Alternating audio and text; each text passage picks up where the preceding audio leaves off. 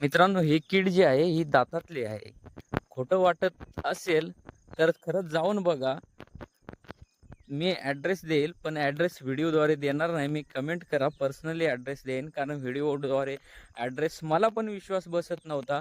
पण खरंच हे असं काहीतरी वनस्पती दिली, ते दातावर ठेवायला लावली. वनस्पती अशी बारीक कुटून दिली दगडावर, आमच्या समोर कुटून दिली दगडावर आणि ती दातावर ठेवायला लावली. त्याच्यानंतर 5च मिनिटात ती काढायला लावली एका कागदावर. तर खरंच त्याच्यातून 2 आळ्या ज्या आहेत त्या निघालेल्या आहेत, बघू शकता तुम्ही. तर खरंच की खोटं तेच आम्हाला समजेना. पण 2 कॅन्डिडेट्सला फरक पडला.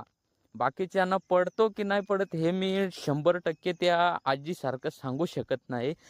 पण हे आम्ही डोळ्यांनी पाहिलं तिथं का काढल्या तोंडातून काढल्यानंतर त्याच्यात असं उकिरलं तर 2 आळ्या निघाल्या. तर बघू शकता आपण.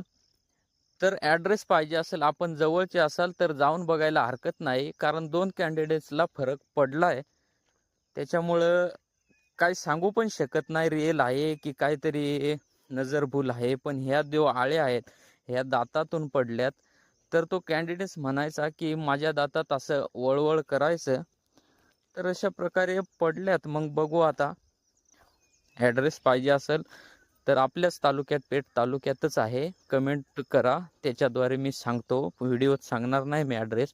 कारण त्या लोकांनी नको मला काही तू व्हिडिओ बनला करला आणि आम्हाला काही उलटं-सुलटं लोकं बोलले.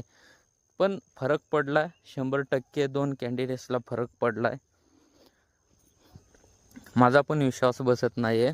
पण बघू आता किती